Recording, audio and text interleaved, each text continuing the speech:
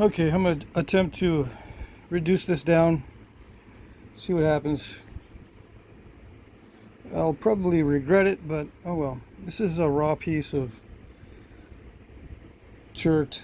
It's got some concrete in it. This is from one of the previous videos. We'll see what happens.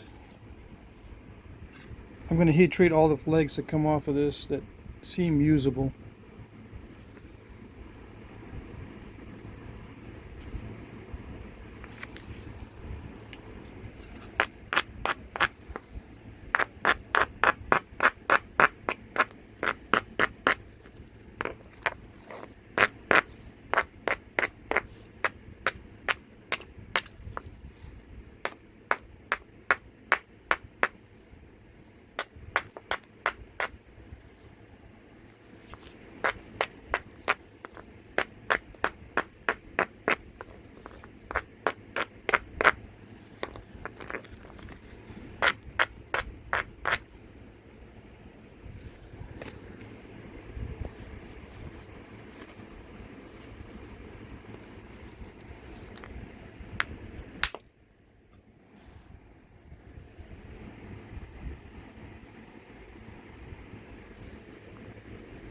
Yeah, I could knap this in the raw state, but I don't like knapping this type of material raw.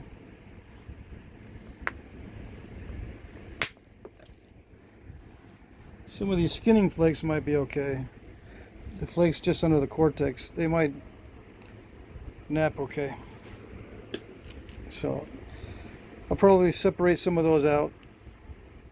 The ones I can see the brown in it from the cortex, and try to knap those raw and see what happens.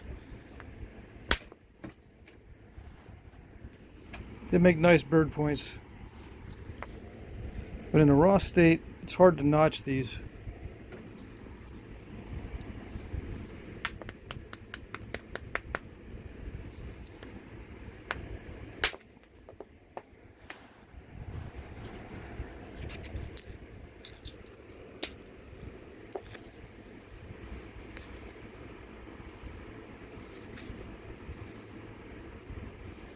I'm taking down this side because the concrete's on this side. So I'm going to take this side down first.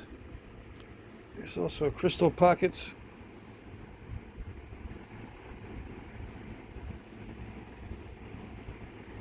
At least one there. Looks like there's some here.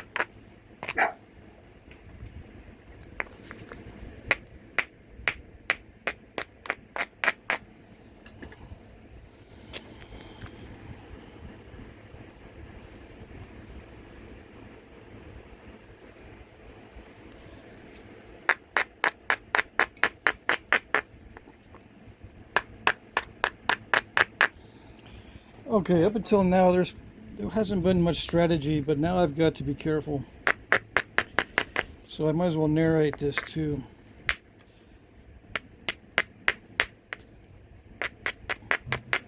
Some of you guys are not really visual learners, so watching someone knap without narration is like, you know, watching people swimming in the dark, I guess.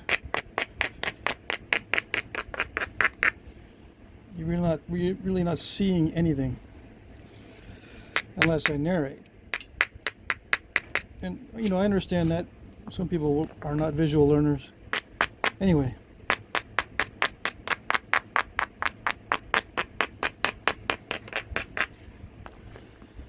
Let's see. So what I'm doing is I'm just using the abrader to both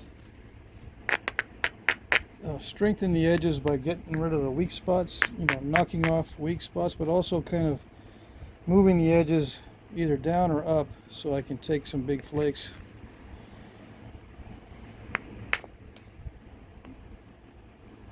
I'm going to have to work. I would like to send in a flake this way as an option. Send in a flake this way. You know, two methods of attack on each turtleback. This is the turtleback.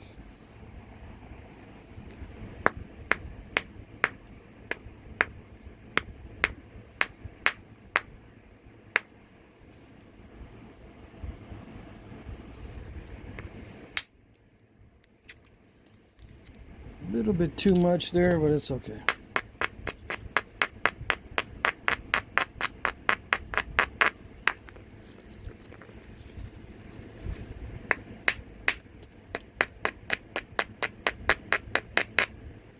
Still haven't decided what it's going to be or where the tip or the base is going to be.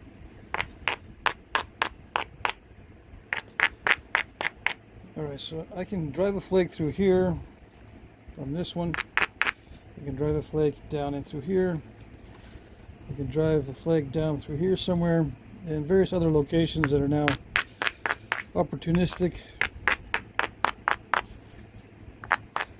I've been watching some other videos where guys set up platforms. And with me, every time I set up a platform, I don't know if it's the way I'm hitting or the way that I use the billet and the positions I'm using it. I just blow away the platforms, nothing happens, and I just lose my edge. Like I set up a platform, just blows it right away. So I need a continuous platform because I need to be stronger for my type of knapping, I guess. I need a very strong edge in order to hit effectively. If I hit on something sticking out, I'm just going to knock that sticking out part right off, and it's not going to go anywhere. All right. And I don't know if I've been trying to figure that out all day. I don't know why it does that. Okay.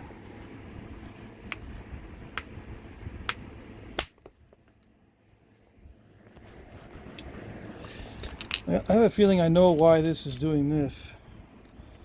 For one, it's tough stone, right? But number two, I don't have enough follow through. I need something bigger with more mass to it.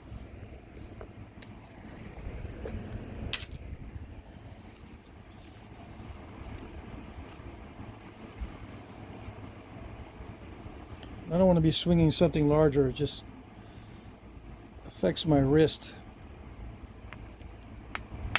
so that I can't nap the rest of the day. Something's got to be done about those little short flakes. I can't be having those.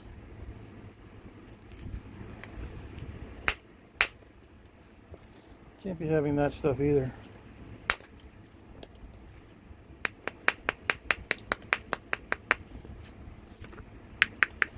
My setup is pretty much for smaller bifaces.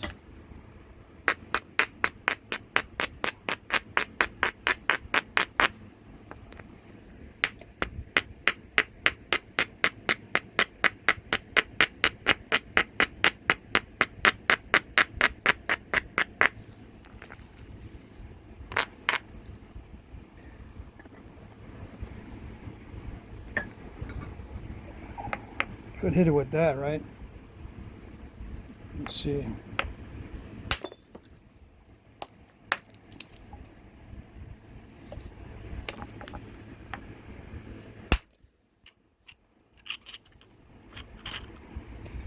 There you go. I just need more mass.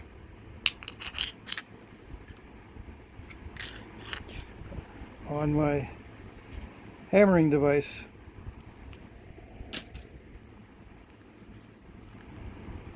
Or my billet or whatever.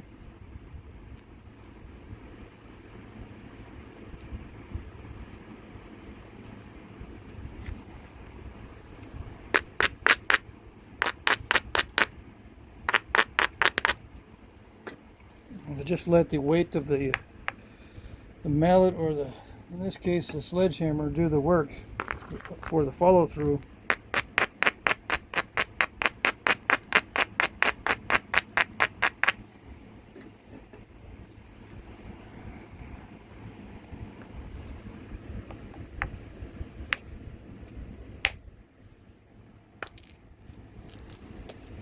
Except that,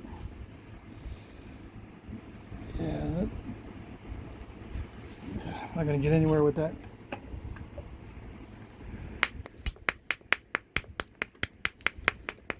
I'm not going to get anywhere with, the requirement to hit a very small area and then miss it and then mess it up, because that sledge is a little bit too big.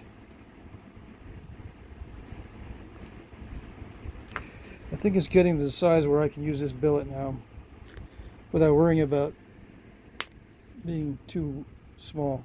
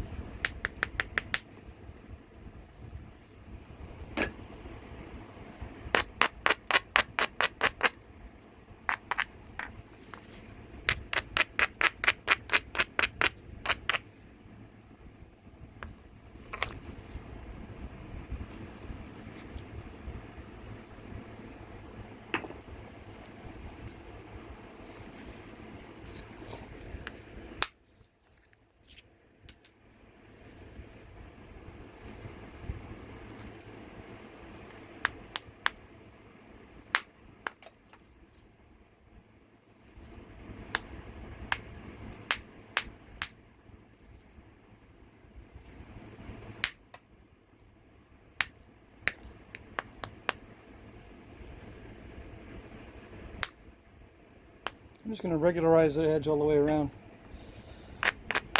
Let's see where I'm at.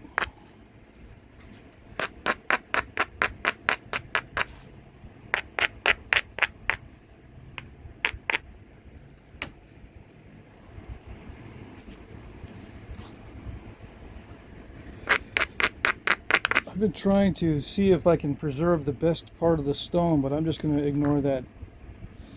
It's starting to be irrelevant. If I can't get anything out of it, what's the sense of trying to get the best part of the stone? I'm just going to get what I'm getting.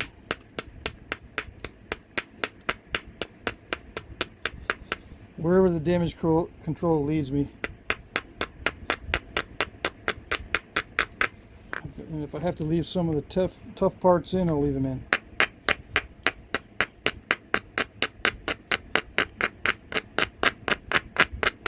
If I can get rid of the tough parts, that'd be great, but I might blow away some of the good stuff by accident.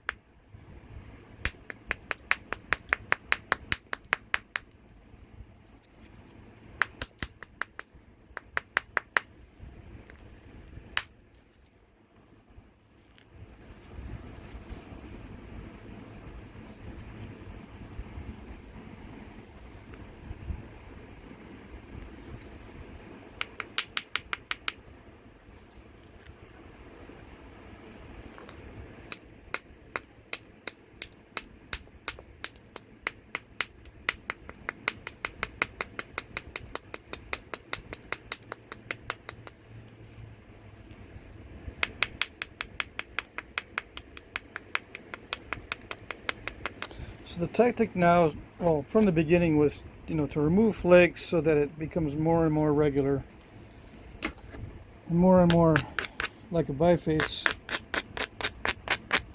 so that the final biface is very regular and I could just take a lot of thinning flakes. That's the overall strategy. But sometimes it doesn't work out, especially when you dish out a big old flake. It screws up the whole edge profile. So I can't do much at all in this area. It kind of it ruins this area for me. I gotta be working with the areas on either side until I can flatten it out. These dished out areas are like overshots. It just ruins the other side. With an overshot, with this side, you're ruining the side that you hit. And you get that little dish. Alright, it's a good place to pause.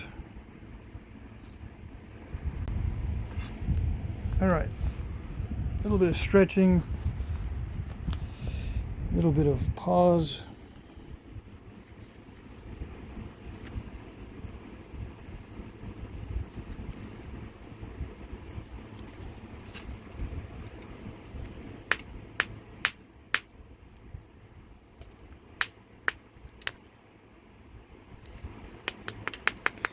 Still just making the edges regular.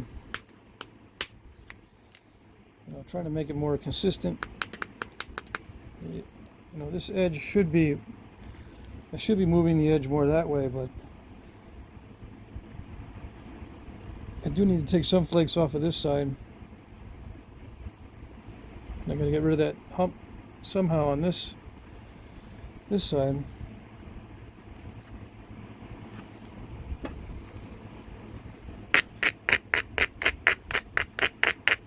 So after I do those two things, then I'll move the edge closer to this lump here.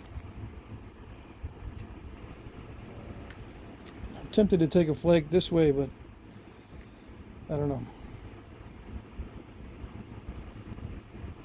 I have a feeling it's going to dish out just like this one here. And I could take one from here into this area.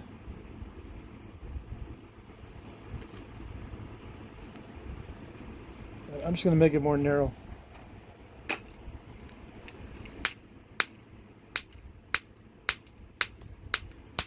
So I learned to shoot longer flakes. I'm going to have to keep things narrow.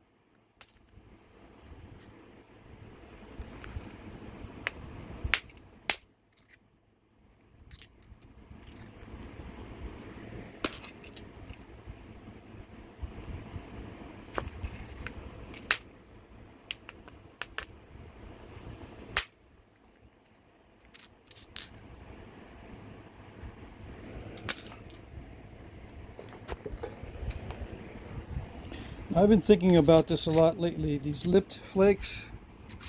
See, that's a lipped flake, right?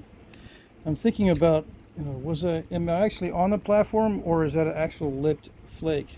Because that's a pretty big area. That looks like the whole thing is a platform, so it may not actually be a lipped flake.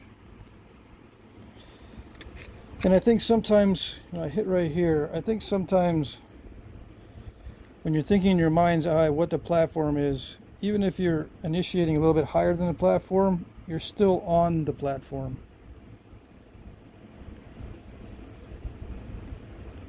Right? So the lipped flake is just excessively high for the initiation. It's not always a bad thing. If you have a very large platform and it looks kind of like a lipped flake, but it's actually still on the platform area, it's a good strike. You know, even though it looks like I took a bite out of it, I think I'm still on, just barely still on that platform. And when you're talking about thin edges too, that happens on thin edges as well. Even though on that drawing that I was doing, where you have to have at least a little bit of an angle for the platform and then start on that angled area, you can start above that angled area too, as long as it's not excessive. You know what I mean? It's so complicated sometimes that I just need to clarify these things.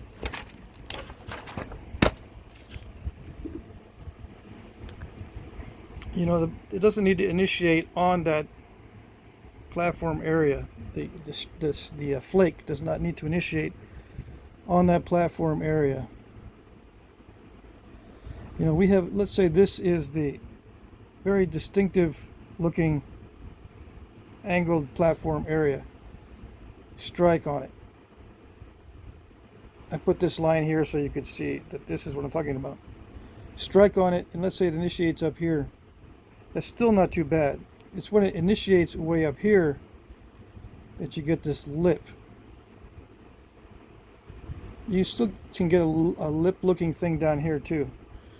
And you don't always want it to initiate there, because sometimes it'll just take off the platform like I was talking about.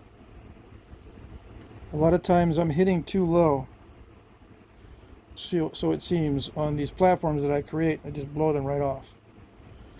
So, you know, keep that in mind.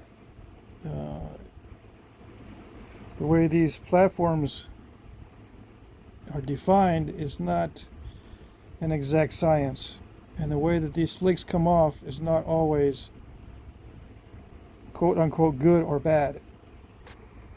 It's just whatever is working. But usually when it's too much of the edge removed, it's not working. If you can live with it, I can live with this, it's working. Okay.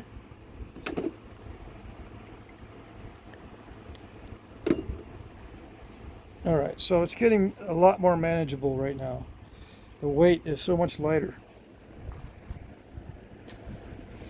I can actually now start understanding what's going on better. It's smaller, right? It's smaller. It's also more reasonable as far as the power required to take these flakes off. I can see the finished product better. We might have some issues in here, just under the cortex. That's a slight Hertzian cone right in there. It could go deeper, much deeper, but hopefully not. That sort of thing.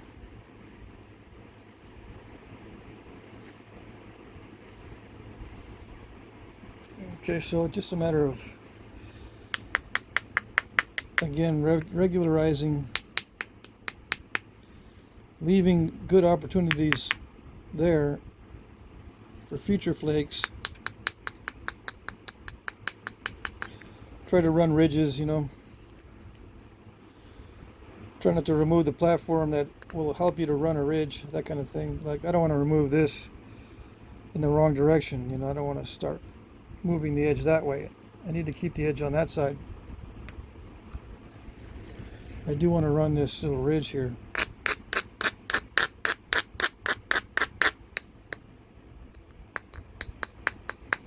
Sounds pretty solid. But you've seen them before, where even if there's a nice ringtone, there might still be some pockets of problems in concrete and all that kind of stuff. It's just not correct, you know. If it sounds like a thud, there's a big crack in it somewhere.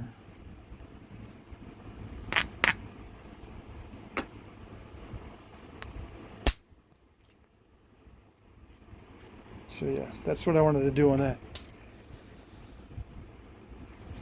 So I need to take this one off too.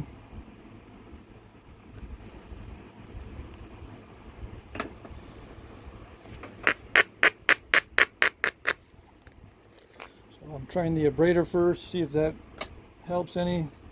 Doesn't seem to be helping, so I gotta add a little more force to take this edge back.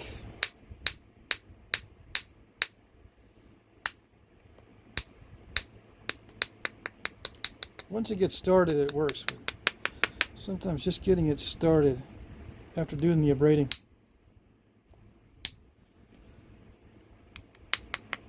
And yes, you want to avoid abrading too much, right? But with my particular style, I crush these platforms all the time, so I might have to start knapping with a flat billet or something, because I'm blasting away platforms with this rounded business on these larger bifaces. On the smaller ones, I don't seem to have that problem.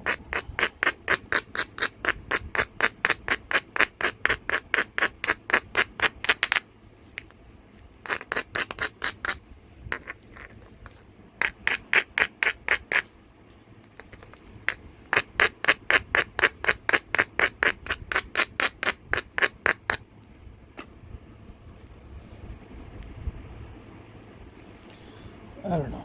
I'm just going to hit it. Another thing is I feel like I'm thinking this way too hard.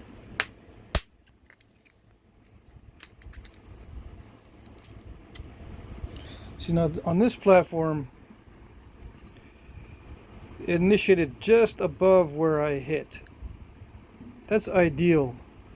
I think that's the ideal strike. You can see the aluminum deposited right on the edge. I think that's the ideal strike. But even so, you can live with a bite or a lip taken up a little bit higher. See, when the initiation happens right at the site of the strike, you have very little lipping going on, or very little of that bite taken out. There's no spur or anything sticking out to indicate any kind of lip.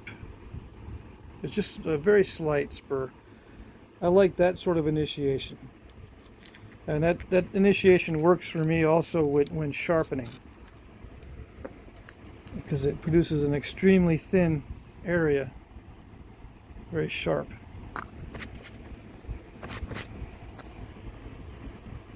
If it's lipped, or if it's got a spur, the spur is wrapping a little bit and you have a duller area.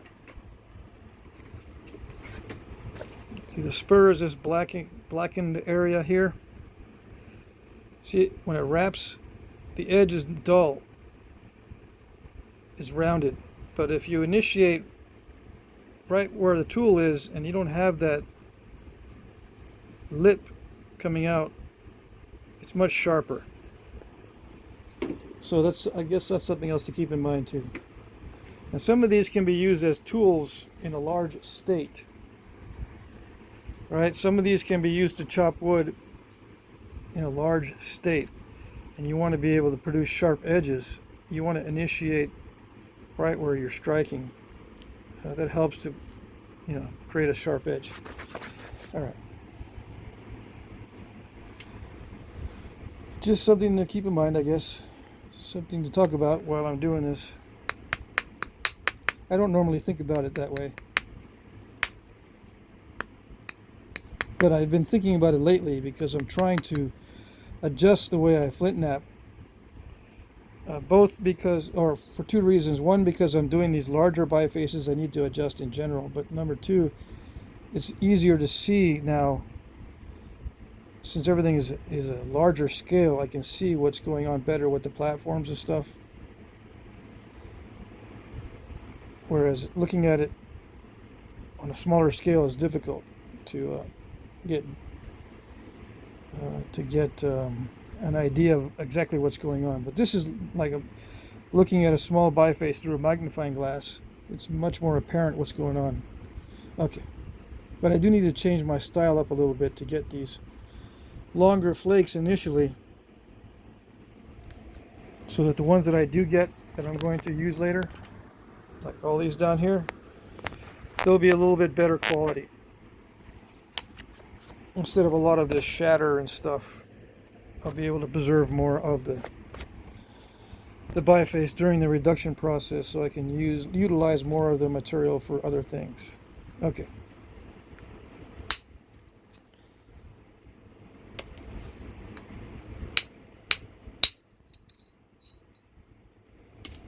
Now there's some concrete. There's concrete mixed in all over the place. And there's really nice areas of chert and really bad areas of chert.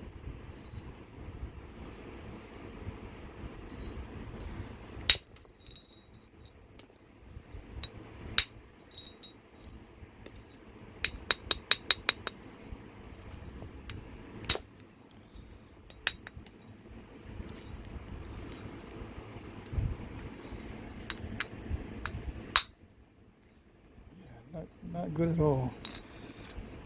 It's a whole different strategy on hitting a nice area as compared to a concrete area. And when you hit a nice area like you're trying to hit concrete, it creates a smash instead of a flake.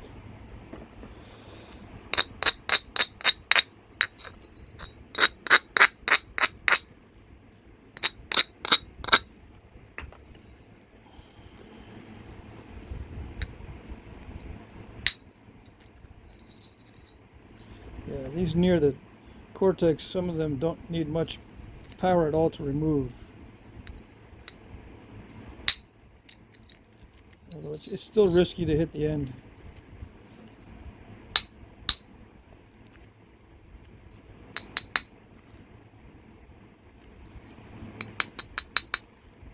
But I got to thin down this end eventually.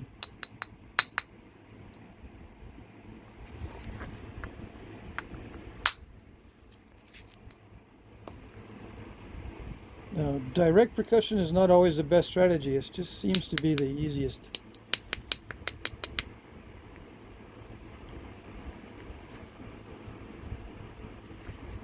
And most expedient way.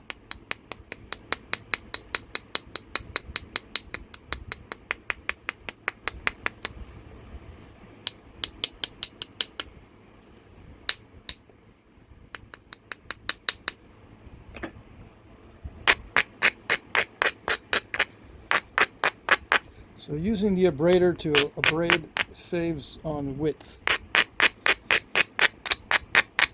Taking back the edge more slowly than I would with the billet. And I'm basically doing the same thing as I was doing with the billet. Just taking back the edge. Just more gradually. And with less risk.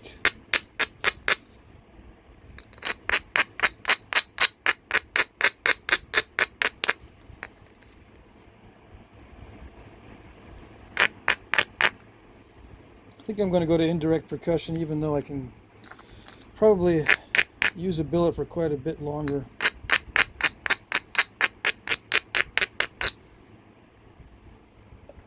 The indirect percussion is more versatile. It'll power through areas that are bad, and it also will save areas that are good.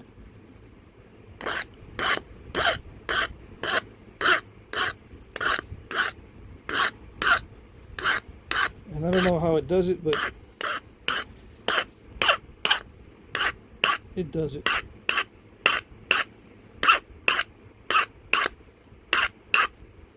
The billet will smash a good area if I'm putting in too much force. The flake will just carry with an indirect percussion strike, even though it's a lot of force in a good area that it doesn't need, that's kind of excessive. Excessive force with the billet crushes a good area. Excessive force with a punch does not. for some reason. Okay.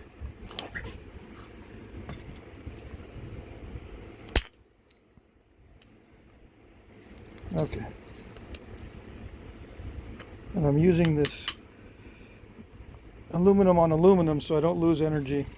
Although I might switch over to plastic here in a little bit if it's shattering too much. If it's blowing away too much of the edge or whatever. It seems to be working okay. And by blowing, I shouldn't say blowing away too much of the edge. If it's causing cracks that are radial cracks instead of this dished out or conchoidal crack, I know there's too much force. So I have to make sure there's no radial cracks. Still, even with the powerful and follow through, I'm still getting short flakes. I think that should have carried a lot further. But anyway.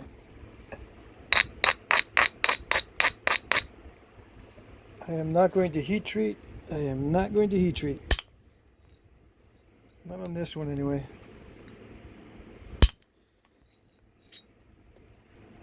I just keep telling myself, working raw stone will pay off in the future, right? Hopefully keep my fingers crossed and hope to die. No. Working raw stone has advantages sometimes, but it has to do with the end result, not the process. The process of working with raw stone is a big pain in the butt.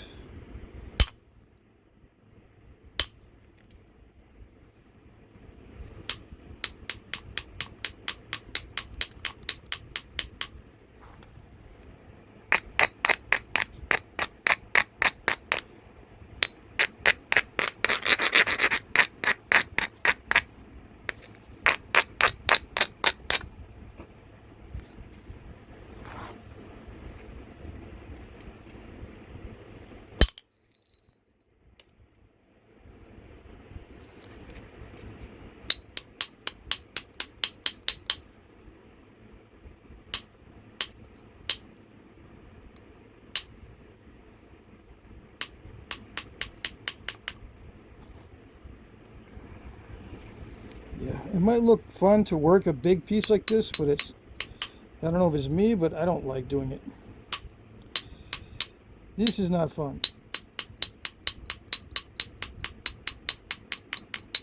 It just exaggerates the problems to a larger scale.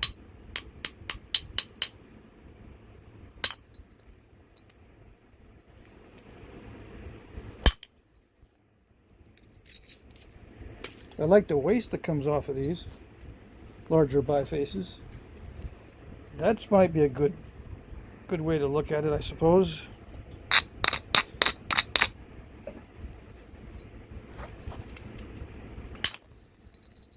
Everything else is kind of more difficult. Even keeping this within the frame and keeping the focus is totally different.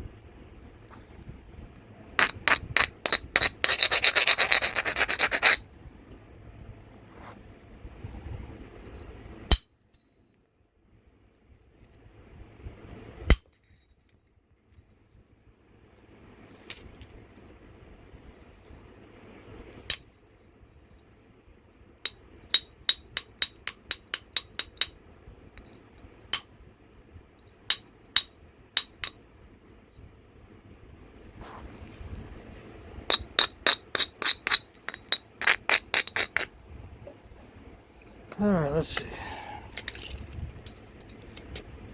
7.5.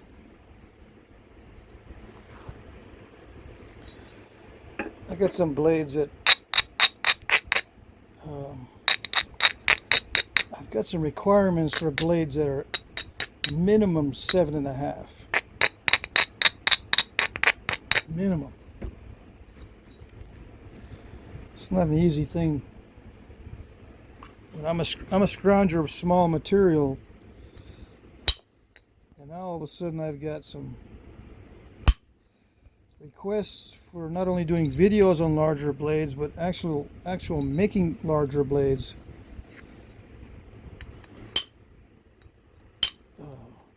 For certain things, certain people, certain projects, certain things.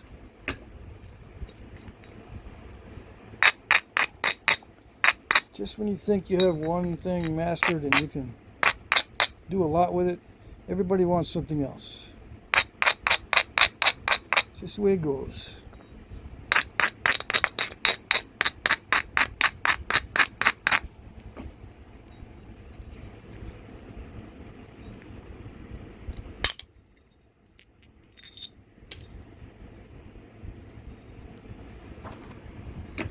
See, I've got to be careful with those radial cracks. See that? I mean, that's probably no big deal, but we'll see what happens. I gotta pause here because I think I'm getting a phone call or a text. Be right back. Okay, I'm back. False alarm. Yeah, that flake didn't go anywhere. That last one of those last flakes.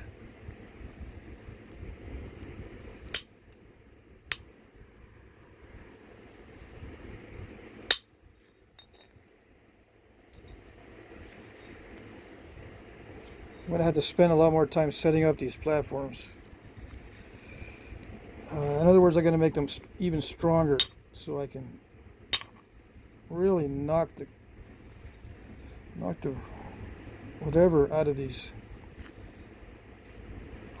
platforms, so I can get something to travel without having to use a sledgehammer.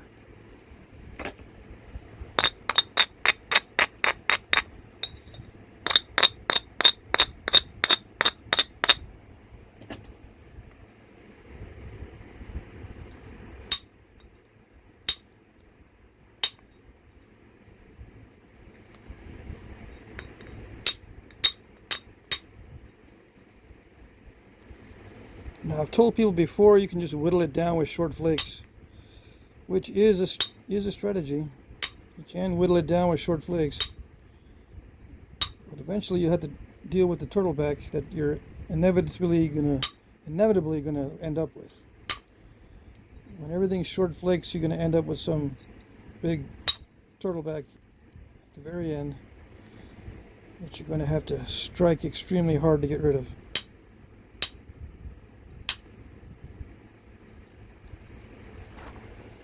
But it can be done.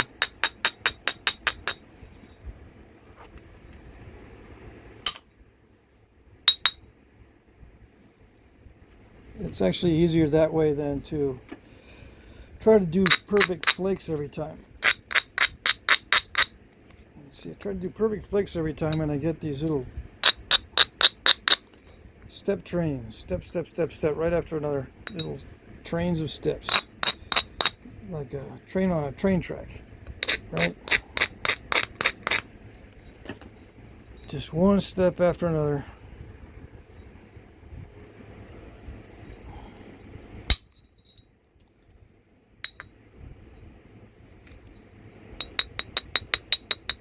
Yeah, and that, using more power on that caused a lip or a bite. I don't care. I've got to do something.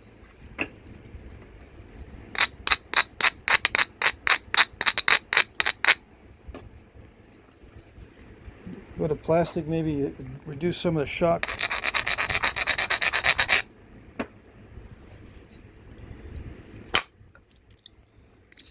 Yeah, that might work. I think the camera wants to focus on its own. It's doing its own thing. It wants to focus on the background for some reason.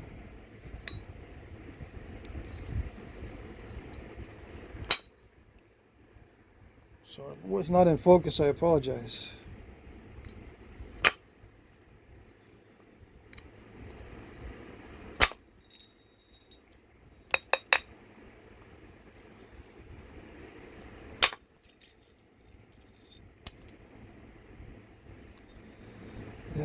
Reducing the shock looks like it's allowing me to take thinner, longer flakes know how useful that'll be for removing these big old lumpy turtleback areas. Yeah, I had to hit that really, really hard. But it's okay.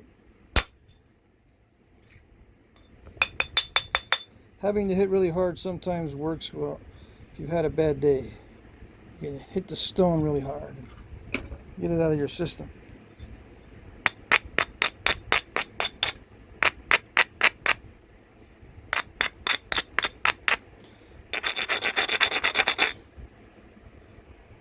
I haven't had a bad day, so this is not really that satisfying. I guess I can think up something that would frustrate me,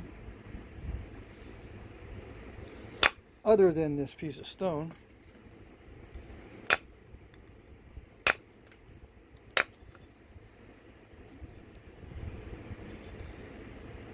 But it's always better to go into knapping with a neutral or calm mind and not have too much frustration beforehand. Save the frustration for when you're doing it.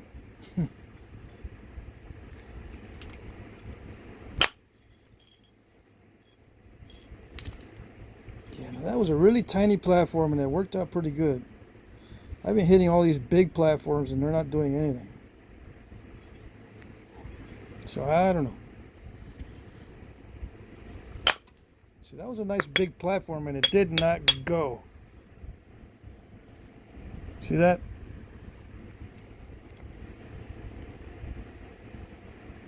What am I going to do?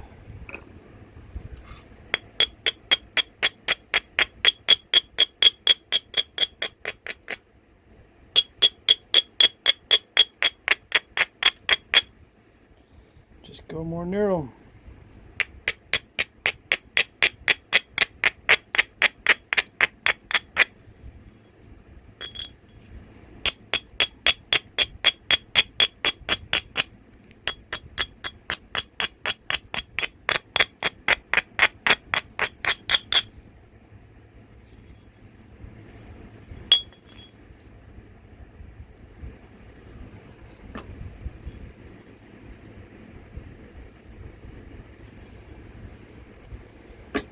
Time to make the edge more regular.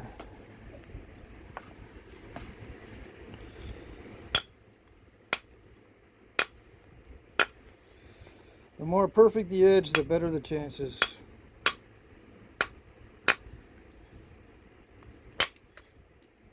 Opportunistic flaking can be good, but it only can do so much. Can't work miracles. The opportunistic flaking cannot work miracles, so once in a while we've got to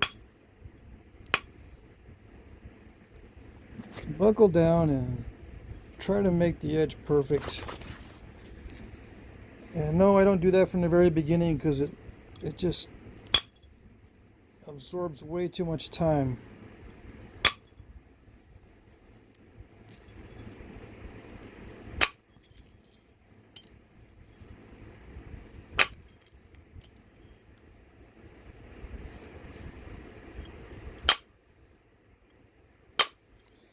Yeah, I am trying to thin a little bit while I'm making the edge more regular.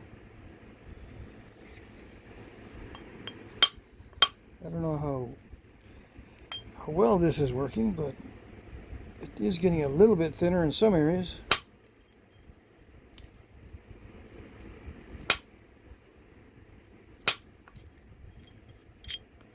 Yeah, some areas are okay.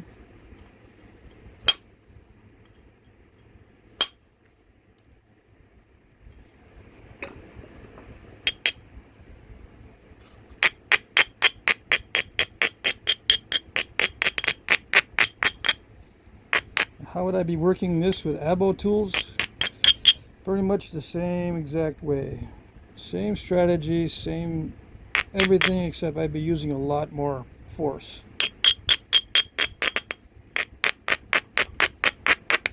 Because the natural materials like antler and bone are more spongy, so you gotta add more force. Are they better than aluminum? Yes and no. Depends on the stone. Does the antler work better on certain stones? Well, better in what way? Yeah, it sharpens the edge better than a piece of steel would, but it doesn't blast away these turtlebacks like steel or aluminum. Depends on what you're doing.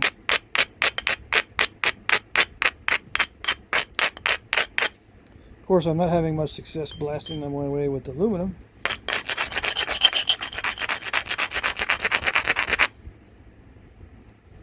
I would if it was heated. Had to get that in.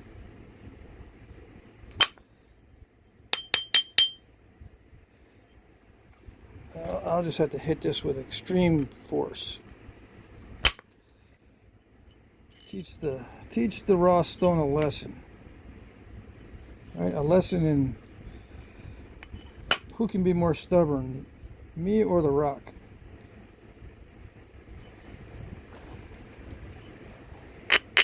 I don't always win, by the way. I was napping a little bit earlier, and I got a stubborn piece, and I was trying to take the turtleback off, and the stone won that argument, or it was more stubborn than I was.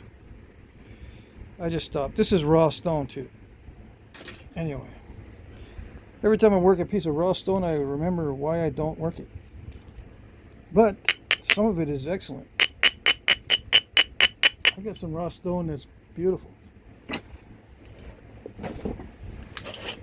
Let's see. Like some of this is raw. It's beautiful stuff. Why don't I work it? Because I'm saving it.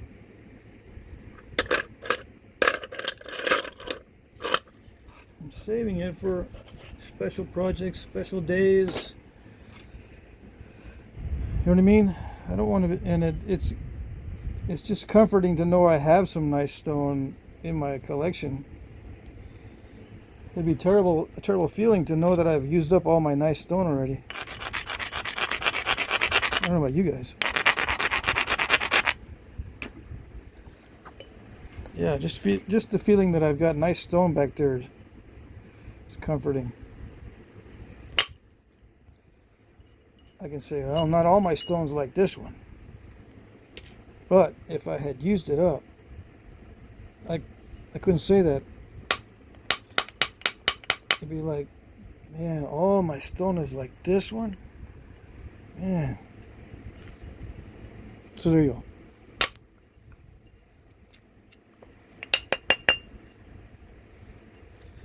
Now we're getting down to nitty gritty. Nitty gritty means I can break it at any point, at any time. Even more dangerous now than before. It gets more and more easy to break as it goes along. Well, I can't say that. Sometimes it's easier to break when you're first starting out, getting into the stone. But for me, it gets easier and easier to break as it gets more narrow.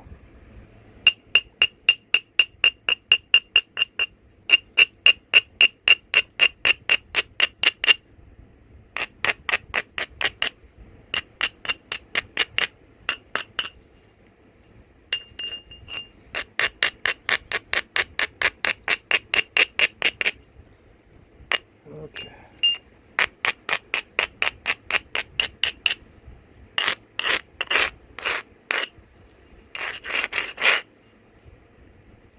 Okay, it's done.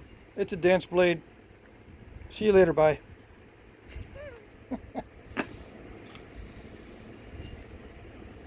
Yeah, wouldn't that be nice? It's all done. Good enough. Let me see, what's next here?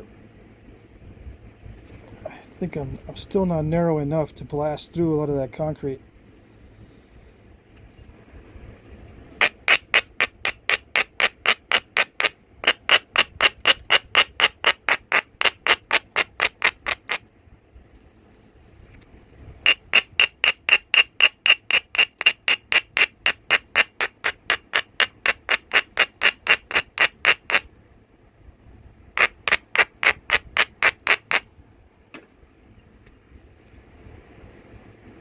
In a perfect world, I could hit that and it would work.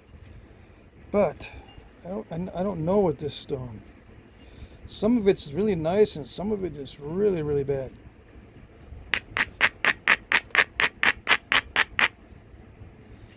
So I gotta assume it's all really bad.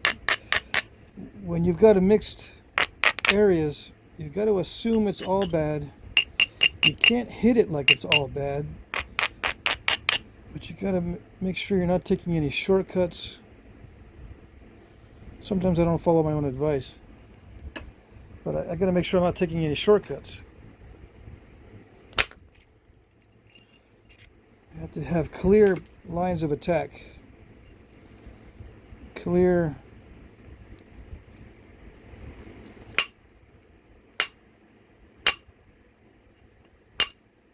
time-tested approaches. Nothing new. No experiment with any new techniques. Do what has always worked. If nothing is working, you might have to switch strategies, but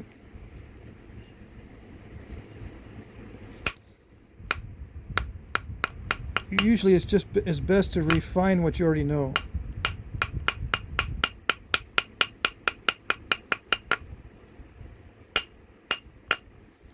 Just take what you already know and make it a little bit better circumstances. Maybe just quit for the day, make some better tools.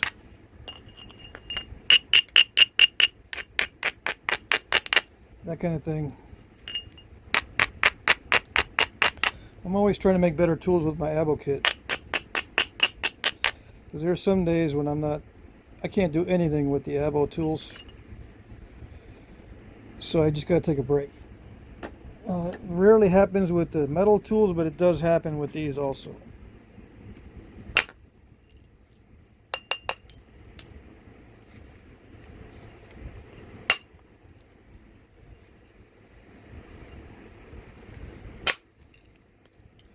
So at what point did I regularize the edge? I mean, no, I don't really think about it that way. I see an opportunity, and if I can take it with good confidence, I'll try it. A lot of the edge is regularized, but I didn't think about it all that much. I started thinning some areas. I'm still in the process of making them more regular. When I see an opportunity, I'll take it to remove a large bold flake that can do a lot of good. Like I thought I could do right there. I thought I could do a good bold flake through that lumpy area. Platform looked perfect, but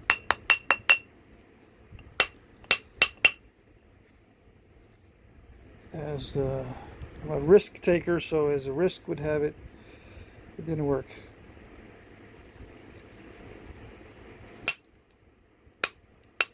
So go even more narrow. Doesn't that mess with your width to thickness ratio? Oh yes. It messes with it big time. Sometimes I can't recover. Sometimes it stays 4-to-1 the whole way. I can't get past 4-to-1. But you know what? Many artifacts are 4-to-1, so it's not a big deal.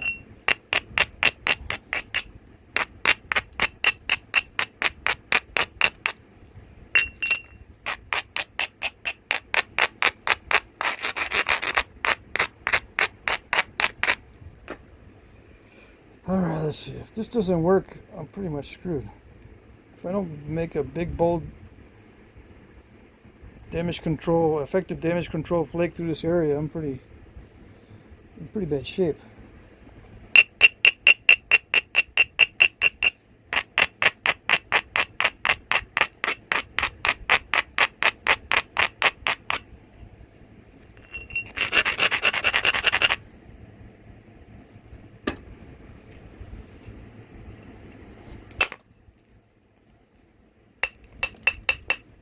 I hit that one so hard.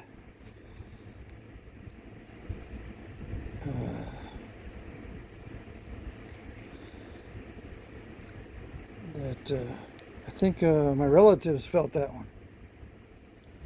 All right, let's see. Let's try one more. I'm going to try to sneak up in there. Might end up with a little island, but I don't care. Let's see what happens. Yeah, that's a little bit of an island, but it's not too bad. I think I can get that from the other side eventually.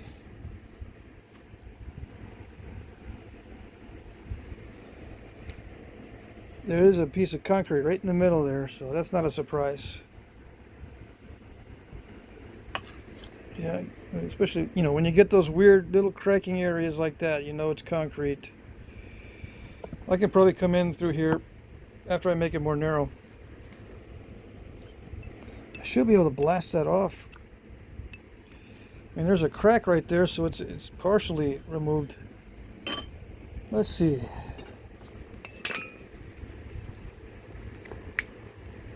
Maybe I'll get lucky and be able to pry it off.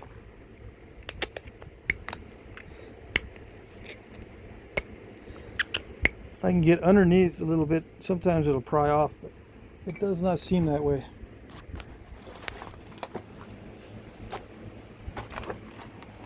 Okay. Let's try the steel.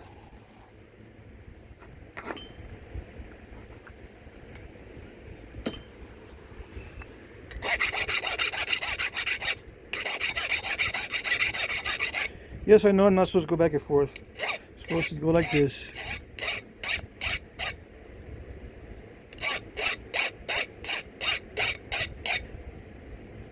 I was taught that way in shop too, so don't worry. Oh yes, I had shop in 7th and 8th grade. Loved every minute of it.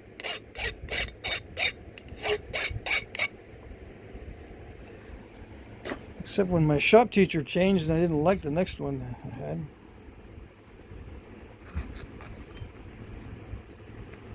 I liked my 7th grade shop teachers, but a couple of my 8th grade shop teachers were stupid. Alright. Yeah, that worked a little bit. Yes, alrighty. Could I have done that sooner? I don't think I could have, because I didn't see that crack around the outside of it. You know what I'm saying? Although it might have already been there. I didn't see it. Or it didn't open up enough, I don't think. So now it's going to be much easier. I don't know, I'm thinking of completing this tomorrow. I got a lot of stuff to do. So maybe I'll just stop here and post it, since I'm at the stage where I've already cleared off the major areas. That was really bugging me, this area. It's probably going to bug me again when I continue with it, because I can see a lot of nasty concrete areas in here. There's beautiful stuff down in here, beautiful stuff near the tip. It's kind of good that way. I think this will be successful, because the areas that are most important, the base and the tip, have nice material. It's just the middle that's going to give me some issues. I still have a big old step fracture there. I don't see a problem with it though. There's still a little bit of stepping. I mean, it looks within the range of artifacts, right? They have those. Not too worried, but yeah, I'm gonna postpone this. I'm not gonna finish it today. Try to upload this all as one video. It's getting super hot in the shop anyway. Very, very hot. And the camera does tend to overheat. The fan is helping. Let's see, what else can I say? I can use a lot of these. There's a lot of them I didn't toss over in the other pile, just in case you're wondering.